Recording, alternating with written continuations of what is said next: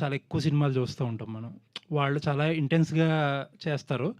But తెలుగులో ఈ caste అనే పదాన్ని సినిమాలో అటెంప్ట్ చేయడం చాలా తక్కువ. అటెంప్ట్ చేసినోళ్ళు కూడా చాలా సర్ఫేస్ లెవెల్‌లో డీల్ చేస్తారు. అది అలాంటి బౌండరీస్ ఏమన్నా పెట్టుకున్నారా? ఎందుకంటే మేబీ ఇక్కడ అంత డీప్‌గా ఎళ్తే అనవసరంగా కాంట్రోవర్షియల్ అనుకుంటారో, మరి చూడరనుకుంటారో తెలీదు గానీ, మన ఫిల్మ్ మేకర్స్ చాలా సర్ఫేస్ లెవెల్‌లో టచ్ చేస్తారు. మీరు ఏ లెవెల్‌లో టచ్ చేశారు సినిమాని? ఈ సినిమాని కంప్లీట్‌గా అంటే సర్ఫేస్ లెవెల్‌లో అయితే ఉండదండి. బౌండరీస్ అయితే బ్రేక్ చేసాం. ఇంకొకటి వన్ మోర్ థింగ్ వచ్చేసి తమిళ్ స్టైల్‌లో ఏదైతే సినిమాలొస్తున్నాయో వాటికి డెడ్లీ అగైనిస్ట్‌గా ఉంటదండి. అపోజిట్‌లో ఉంటది.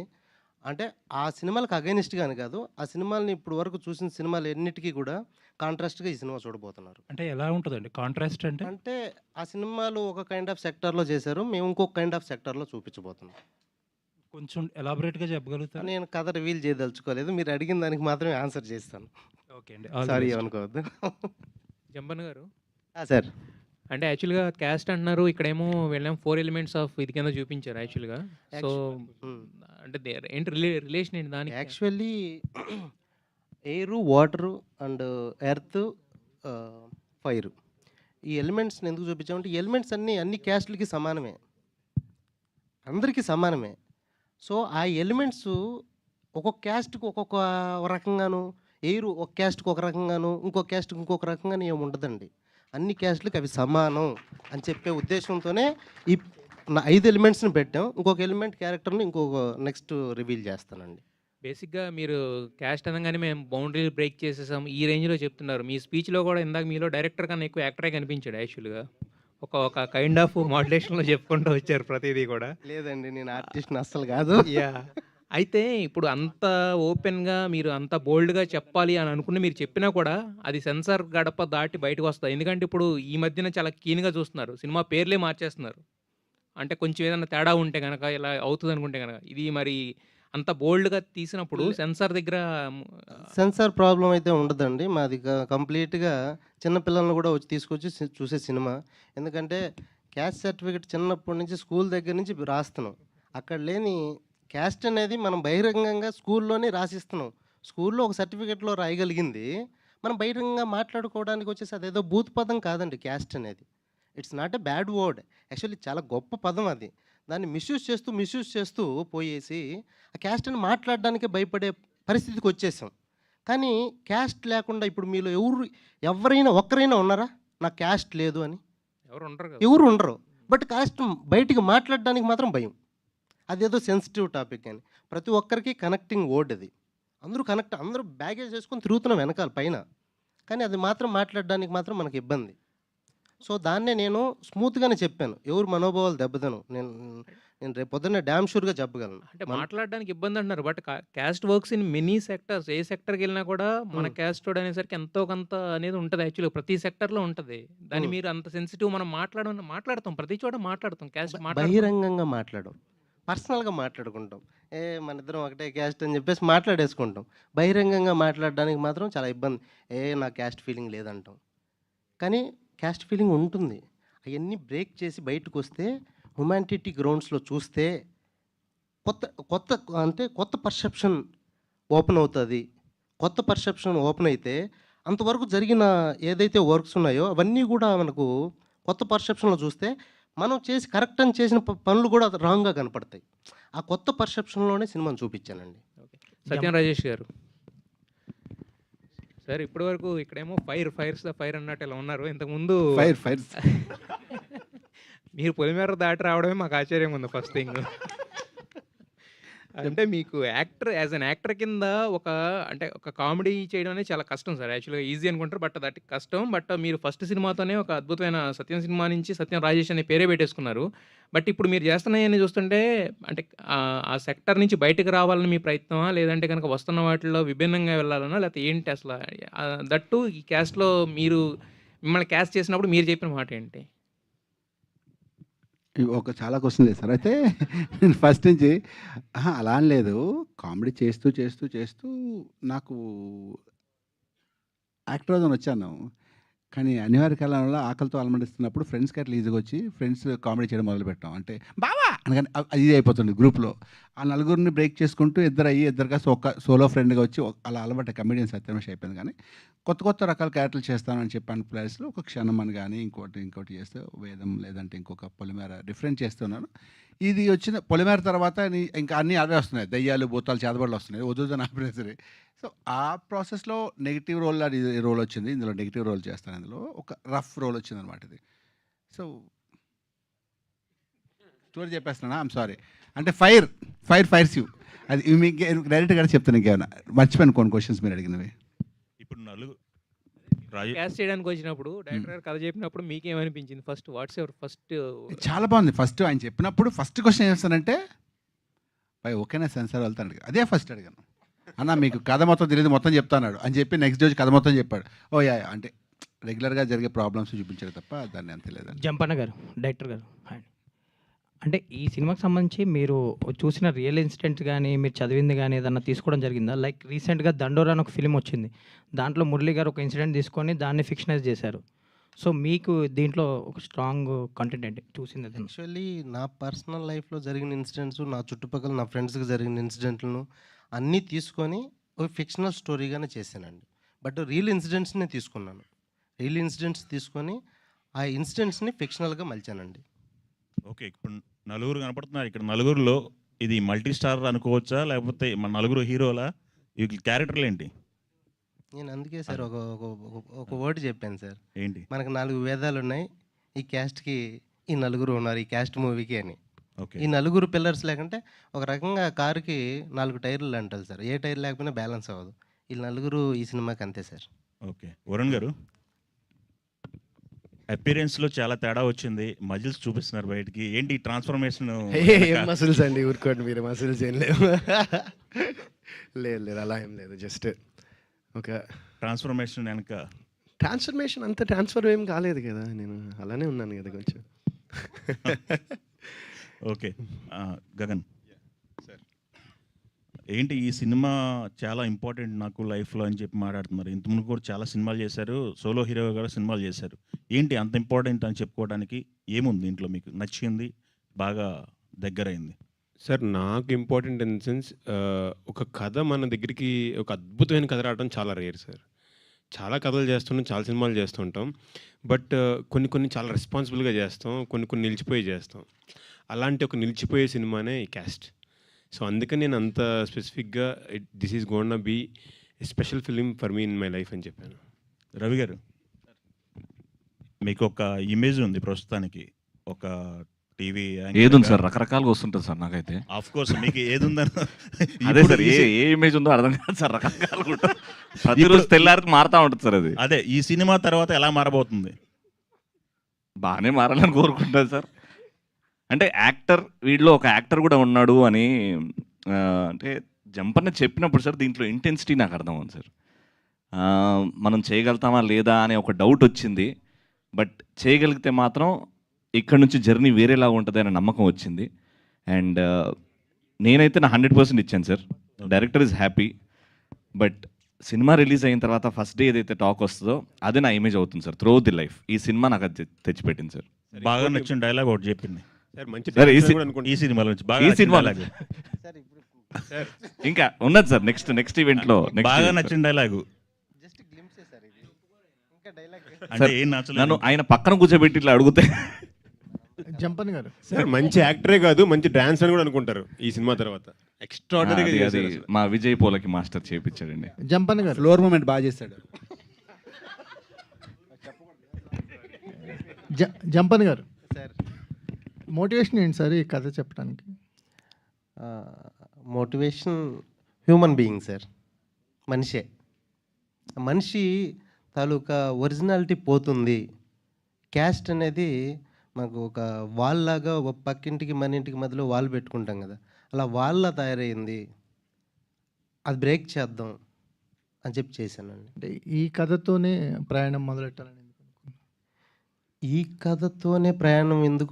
కథతోనే ఎందుకు మొదలు పెట్టాలి అనుకున్నానంటే, మీరు 4-5 కథలు రాసుకొని ఇది వర్కౌట్ అయిందా, లేకపోతే ఈ కథతో? అలా ఏం కాదండి. కథలు 4-5 కథలు అయితే రాసుకోకుండా ఇది ఒకటే కథ రాసుకున్నానని అయితే చెప్పను. బట్ ఈ కథ నాకు ఛాలెంజింగ్ అనిపించింది.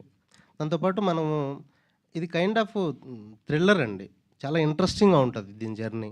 స్క్రీన్ ప్లే కూడా చాలా ఇంట్రెస్టింగ్గా ఉంటుంది. ఆ స్క్రీన్ ప్లే నన్ను ఇన్స్పైర్ చేసింది. ఈ సినిమాతో వెళ్తే చాలా బలమైన ముద్ర పడుతుంది అని నేను ఫీల్ అయ్యాను. క్యాస్ట్ అనేది సెన్సిటివ్ ఇష్యూ కాదు, ఓపెన్ ఇష్యూ అన్నారు. Agree with you. కానీ ఏ బ్యాక్డ్రాప్లో ఇష్యూని టచ్ చేస్తున్నారు? బ్యాక్ డ్రాప్ అనేది అంటే అంటే ఏ నేపథ్యంలో చెప్తున్నారు ఈ ఇష్యూని? లేపాక్షి నేపథ్యంలో చెప్తున్నానండి. Thank you. సారీ సార్, సరదాగా. కోటేశ్వరరావు గారు, డైరెక్టర్ గారు. Hi sir. హాయ్ సార్, ఇది మీ ఫస్ట్ ఫిలిం కదా సార్? ఫస్ట్ ఫిలిం అయితే ఏ నమ్మకం పెట్టుకుని జంపన్న గారి మీద నమ్మి ఈ సినిమాని ప్రొడ్యూస్ చేశారు సార్ మీరు? డెఫినెట్గా స్టోరీ అండి, కథ చెప్పిన విధానం, డైరెక్టర్ గారి మీద నమ్మకం. సో ఫస్ట్ అదేనండి కథ. అంటే ఆయనకు కూడా ఫస్ట్ సినిమాయే కదా సార్? అఫ్ కోర్స్, బట్ ఆయన చెప్పిన విధానం డెఫినెట్గా చాలా బాగా తీస్తాడు అనే నమ్మకం ఉంది, అందుకే తీశాను. సో డెఫినెట్గా చెప్తున్నాను, one of the best director in Tollywood అని ఫ్యూచర్లో ఖచ్చితంగా మీరు అందరూ చెప్తారండి. All the very best sir. Director గారు చెప్పండి సార్. మామూలుగా ఏదైనా లాంచ్ జరిగేటప్పుడు బేసిక్గా హీరోయిన్ వస్తారు. ఈ సినిమాకి హీరోయిన్ని తీసుకురాకపోవడానికి రీజన్ ఏంటి? అండ్ క్యాస్ట్కి హీరోయిన్కి ఏమైనా సంబంధం ఉందా? తర్వాత క్యాస్ట్లో ఒక కత్తి, హస్తం అండ్ ఫింగర్ ప్రింట్, ఈ 3 ఉన్నాయి. వీటికి రిలేటబుల్గా ఏమైనా చెప్పాలనుకుంటున్నారా? యాక్చువల్లీ ఎవరి కత్తి, ఎవరి హస్తం, ఎవరి వేణుముద్ర? First heroine Kashika. ఇందులో యాక్చువల్లీ మనం నలుగురిని రివీల్ చేద్దాం అనుకున్నాం sir. Kashika Kapoor also there, but ఈ పర్టికులర్ ఈవెంట్కి ఈ నలుగురిని రివీల్ చేద్దాం అనుకున్నాం. పోస్టర్లో ఉన్న నలుగురు ఎవరినో గెస్ చేయండి అని చెప్పాం కదా. ఈ కాంటెస్ట్ని మాత్రమే రివీల్ చేసి టైటిల్ గ్లిమ్స్ వదులుదాం అనుకుంటున్నాం. టైటిల్ గ్లిమ్స్లో కూడా మీరు చూస్తే 4 సింహాలు ఉంటాయి. ఆ 4 సింహాలు ఈ 4 సింహాలేనేమో అని మీరు అనుకోండి, నేను చెప్పను అవన్నీ. సార్, చిన్నప్పుడు స్కూల్ రిజిస్టర్ నుంచే ఎస్సీ, ఎస్టీ, ఓసీ, బీసీ ఇలా క్యాస్ట్లు ఉంటాయి కదా. ఆ 4 క్యాస్ట్లని ఎవరిని తక్కువ ఎవరిని ఎక్కువ చేయకుండా మీరు సింహాలను పెట్టారు. సో సినిమా కూడా అలానే మెయింటైన్ చేస్తారా? లేదంటే ఇది చాలా సెన్సిటివ్ టాపిక్ మన ఆంధ్ర తెలంగాణలో. ఏమాత్రం రైజ్ అయినా ఏదో ఒక కులం ఇది అటు ఇటు అయినా అగ్రెసివ్ అవుతారు. ఇప్పుడు మీరు టైటిల్ గ్లిమ్స్ చూసారు కదా, టైటిల్ గ్లిమ్స్లో ఎవరైనా హట్ అయ్యారా? కాదు, ఇప్పుడు చాలా తెలివిగా ప్లాన్ చేశారండి, అదే చెప్తున్నాం మేము కూడా. సినిమా కూడా అలాగే ఉంటుందండి. అది మీరు ఇందాక నుంచి ఎలా ఉంటుంది స్టోరీ అంటే మీరు చాలా లైట్ వర్డ్లో చెప్తున్నారు అన్ని. ఎక్కడ నేపథ్యం అంటే లేపాక్షి అంటున్నారు, ఎలా ఉంటుందంటే పిల్లలు వచ్చి చూస్తారు అంటున్నారు. అంటే మీరు ఏదో చెప్పాలనుకున్నది చెప్పలేక అలా చెప్తున్నట్టుగా ఉంది. ఇది లేదండి, చెప్పినట్టు లేదు. డీటెయిల్డ్గా నెక్స్ట్ మీట్లో అంటే కథ రివీల్ చేయదలుచుకోవాలి. ఇట్స్ టూ ఎర్లీ కథ మొత్తం చెప్పడం, అంటే ఎక్కడో పాయింట్ కూడా చెప్పడం కూడా టూ ఎర్లీ అనిపించింది. ఎక్కడైతే మనకు 4 సింహాలని అందరూ ఇక్కడ కూడా అందరూ మనుషులేనండి, పేర్లే తేడా. మనం అదే చూపించాను యాక్చువల్ టైటిల్ గ్లిమ్స్లో. అన్ని సింహాలు ఒకటే సింహం, ఒకే రకంగానే ఉంటాయి, కింద పేర్లు మాత్రమే మారాలంటే 4 కులాలు మన రాష్ట్రంలో. కులాలు 4 అని చెప్పలేదండి. మరి మీరు 4 చూపించారుగా. కాదు, 4ని కేటగిరీస్గా డివైడ్ చేశాను. ఆ కేటగిరీస్లో ఓసీలో 100 ఉన్నాయి, ఓసీలో 100 కులాలు ఉన్నాయి, ఎస్సీలో ఉంటాయి. ఈ అన్ని కులాలు కూడా అన్ని మతాలు కూడా ఈ కేటగిరీస్లోకే వస్తాయి. ఓసీ, ఎస్సీ, ఎస్టీ, బీసీ వీటికే వస్తాయి. అందుకని కులాల పేర్లు మెన్షన్ చేసుకుంటూ పోతే ఇంకా 100 సింహాలు వేయాలి. అదే సినిమా చూడండి, ప్రతివాడు లోపల మాట్లాడతాడు, బయట మాట్లాడరు అని. మీరు కూడా సినిమా తీసేంత వరకైనా మళ్ళీ బయటకు వచ్చినాక మీరు కూడా మీ ఒరిజినల్ మాట్లాడతారా? లేదండి, ఇలాగే ఉంటుంది. ఈ సినిమాలో ఏదైతే సినిమా చూపించానో అదే నా ఒరిజినల్. అంతేనా? మీరు అంతే, అదే ఒరిజినాలిటీ సార్. రవి గారు, సెన్సార్ ఇప్పుడు ప్రాబ్లం ఉండదు. మీరు సెన్సార్కి వెళ్తారు కదా, అప్పుడు వాళ్ళు టైటిల్ అబ్జెక్ట్ చేస్తారు. ఆ తర్వాత మీకు ప్రాబ్లం డెఫినెట్లీ సినిమా చూసిన తర్వాత వాళ్ళు కూడా అప్రిషియేట్ చేస్తారని. ముందు కూడా అందరు అలాగే అనుకున్నారండి, 3 రోజుల ముందు మార్చారు టైటిల్. అలా మార్చడం ఏమి ఉండదండి, వాళ్ళు కూడా అప్రిషియేట్ చేస్తారు. ఆ టైంలో మీరు ముందు సెన్సార్కి అడిగారా టైటిల్ ఇలా పెడుతున్నానని? క్యాస్ట్ అనే తప్పుడు పదం అయితే కదండి, మనం వాళ్ళకి తప్పు అనిపించవచ్చు అండి. ఇప్పుడు రూల్స్ మారుతున్నాయి. లాస్ట్ 15 yearsలో చాలా రూల్స్ మారాయి సెన్సార్. సార్ చాలా రూల్స్ మారుండొచ్చు, ఏమైనా ఉండొచ్చు. మనం పెట్టిన పదం ఏదైతే ఉందో, ఓట్ ఏదైతే ఉందో అది బ్యాడా, గుడ్డా అనే 2 సెక్టార్‌లోనే చూస్తాం. వానర క్యాస్ట్ అనేది చాలా మంచి పదమండి యాక్చువల్‌గా. వానర అనేది అవును. హనుమంతుడు. అది కూడా మార్చారు. చాయ్‌వాలా అనేది చాలా మంచి పదం మార్చారు. ఇలా మారుస్తున్నారు కదా! అందుకే ఇందాక అడిగింది కూడా. లేదు, సినిమా చూసిన తర్వాత వాళ్ళే మళ్ళీ మీరు చెప్తారు. సినిమా అంటారు వాళ్ళకి సెన్సార్ ఇప్పుడు చాలా రూల్స్ మారాయంటే మీరు సినిమా చూసిన తర్వాత అంటారు. సినిమా చూసిన తర్వాత టైటిల్ కాదండి, టైటిల్ బట్టి వాళ్ళు అడుగుతున్నారు. ఓకే సార్, వాళ్ళు ఒప్పుకోకపోతే మార్చేద్దాం. యా, వాళ్ళు ఒప్పుకోకపోతే ఒక చిన్న మీటింగ్ పెట్టి అగైన్ టైటిల్ అనౌన్స్మెంట్ ఈవెంట్. అప్పుడు ఏం మారుస్తారండి? ఏమైనా ఉందా ఆల్టర్నేటివ్ మీ దగ్గర? అప్పుడు ఫ్రెండ్స్ అప్పుడు ఫ్రెండ్స్. ఓకే. రవి గారు అన్నా అన్నా ఆ, అన్నా చాలా హ్యాపీగా ఉంది. థ్యాంక్ యూ అన్న. 2010 సంథింగ్ స్పెషల్ నుంచి క్యాస్ట్ వరకు ఇన్నేళ్ళ టైంలో ఒక సినిమా స్టార్ట్ చేసి ఆపేశారు. రిలీజ్ అయిందన్నా. రిలీజ్ అయింది అంటే 2017లో రిలీజ్ అయింది. జీ5 ఓటీటీలో ఉంది. సో ఇప్పటికి ఆ సినిమా తర్వాతలా ఎక్కువ బిగ్ స్క్రీన్ రాలేదు. టీవీ వరకు మీ ఆడియన్స్ సఫిషియెంట్ బాగున్నారు అండ్ మిమ్మల్ని బాగా ఆదరిస్తున్నారు. అవును. అండ్ ఇలాంటి కాంట్రవర్షియల్ కాన్సెప్ట్తో మీరు ఆడియన్స్ని ఎంటర్టైన్ చేద్దామని ఏ రకంగా అనుకుంటున్నారు? అండ్ ఇలాంటి కాన్సెప్ట్స్ వల్ల మీకు ఉండే టీవీ ఇమేజ్ కూడా ఏమైనా డ్యామేజ్ అయ్యే ఛాన్స్ ఉంటుందేమో కదా అని. లేదన్నా, అంటే 2010 చెప్పినట్టు అక్కడ నుంచి 2017 వాజ్ అన్ ఐ ఓపెనర్. సినిమా కొంచెం జాగ్రత్తగా చేయాలి, it is not everyone's cup of tea అన్నట్టు అర్థం చేసుకున్న బిజినెస్. దాని తర్వాత I wanted to be a big fish in a small pond. అలానే ఉందాం, టీవీ ఉంది కదా మనకి, అదే చేసుకుంటూ పోదాం, అది మనకు నచ్చిన పని, వచ్చిన పని కాబట్టి అది. సో యాక్టర్ అవుదాము అన్నప్పుడు ఆఫీసెస్కి వెళ్ళా, డైరెక్టర్స్ని కలిసా, పెద్ద పెద్ద డైరెక్టర్స్ని కలిసా. సార్ నాకు ఒక అవకాశం ఇవ్వండి, I want to prove my self as an actor. ఇక్కడికి వచ్చినప్పుడు ఆ గూగుల్ సెర్చ్ ఆగింది సార్ ఒక్క సెకండ్. ఎందుకంటే కథ చెప్పినప్పుడు I can show my intensity. ఒక రవిని ఇప్పటివరకు ఇంట్లో కుర్రాడు, నవ్విస్తాడు, పంచలేస్తాడు అనే దానికి అది మొత్తం తోడిపోయేసరి వీడిలో ఒక ఇంటెన్సిటీ ఉంది. కాంట్రవర్సీ ఏం లేదు సార్, ఉట్టి ఆ పేరు ద్వారా అనిపించచ్చేమో కానీ సినిమా చూసిన తర్వాత ఎంటర్టైన్మెంట్ ఒక మంచి ఫీల్ గుర్తుని బయటకు వస్తారు. మంచి పాయింట్ చెప్పాము, ఎక్కడ కూడా కాంట్రవర్సీ ఒక కాస్ట్ పేరు తీసి కానీ ఒకరిని కిందికి చేసి కానీ ఏం చూపెట్టలేదు. Pure entertainment. అంటే మన నిజ జీవితంలో జరిగే సన్నివేశాలే సినిమాలో కనబడతాయి. కోర్స్ టైటిల్లో అబ్జెక్ట్ చేస్తే అది తర్వాత విషయం చూసుకుందాం, కానీ నాకు అనిపించింది ఎక్కడ కాంట్రవర్సీ నేను చేయలేదు.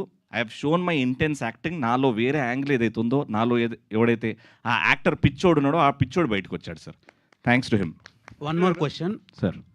తమిళ్లో యాంకర్స్, ఆర్జేలు, వీజేలు సక్సెస్ అయినట్టు తెలుగులో అవ్వట్లేదు బిగ్ స్క్రీన్ వరకు. అంటే అక్కడ శివకార్తికేయన్ గారు ఉన్నారు, ఇలా చాలామంది ఉన్నారు. మన తెలుగులో మీరు, తర్వాత ప్రదీప్ గారు అండ్ సన్నీ, ఇలా చాలామంది ట్రై చేశారు బిగ్ స్క్రీన్కి. కానీ ఎందుకు ఇంకా స్ట్రగుల్ అవుతున్నారు? అంటే ప్రాపర్ సక్సెస్ వాళ్ళకు వచ్చినంత మీకు ఎందుకు రావటం లేదు? దానికి రీజన్ ఏమైనా కనుక్కున్నారు సార్? ఒక హార్డ్ హిట్టింగ్ ట్రూత్ ఏంటంటే సార్, ఇక్కడ ఆడియన్స్ చాలా ప్రేమగా ఓన్ చేసేసుకుంటారు సార్. ఎవరినన్నా టీవీ అయినా సినిమా అయినా మమ్మల్ని అంతగా ఓన్ చేసేసుకున్నారు. ఇప్పుడు నేను ఒక సినిమా తీసి, లేకపోతే నా కొలీగ్స్ కానీ సినిమా తీసి 200 పెట్టి ఫ్యామిలీతో సినిమా రావాలంటే నిన్న రాత్రే వాడిని చూసా. పెద్ద స్టార్ ఒక 6 నెలలకు ఒక్కసారి ఇంటర్వ్యూలో కనబడితే ఆయన సినిమాకి వస్తారు సార్. నేను ప్రతిరోజు టీవీలో కనిపించుకుంటూ 200 పెట్టి థియేటర్కి వచ్చి సినిమా చూడు అంటే అది లేదు sir. It's all image driven. Sivakarthikeyan గారు అది బ్యారియర్ని బ్రేక్ చేశారు. చేసి యష్ గారు ఆ బ్యారియర్ని బ్రేక్ చేశారు. Once of case sir. నేను కూడా అదే ప్రయత్నం దీని ద్వారా. సరే వస్తారేమో, రేపొద్దున నా యాక్టింగ్ చూసి వస్తారేమో. టీవీ ఆపుదామంటే ఫ్యామిలీ ఇష్యూస్, ఎవ్రీ మంత్ రావాలి. సినిమా అనేది 6 నెలలు పట్టచ్చు, 8 నెలలు పట్టచ్చు. అంత చేసిన తర్వాత రిలీజ్ అవుతా లేదా అని డౌట్. అండ్ ఇక్కడ తెలుగు ఆడియన్స్ ఎందుకో మా టీవీ ఆర్టిస్టులు సినిమాలు థియేటర్లో చూడట్లేదు సార్, రావట్లేదు సార్ బయటికి. అంటే నేను పేర్లు వద్దు కానీ చాలామంది చేసాం, టీవీ నుంచి చాలామంది వచ్చాం.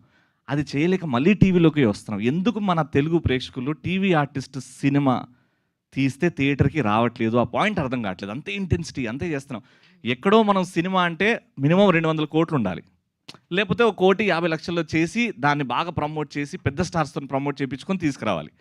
మధ్యలో మీడియోకర్ 5 కోట్ల 6 కోట్ల సినిమా అంటే ఇది ఓటీటీలో వస్తుందిలే అని ఒక ఇది పాయింట్ వచ్చేసింది. అది ఆ ఫార్ములా అర్థం కావట్లేదు. దాన్ని బ్రేక్ ఎలా చేయాలనో అర్థం కావట్లేదు.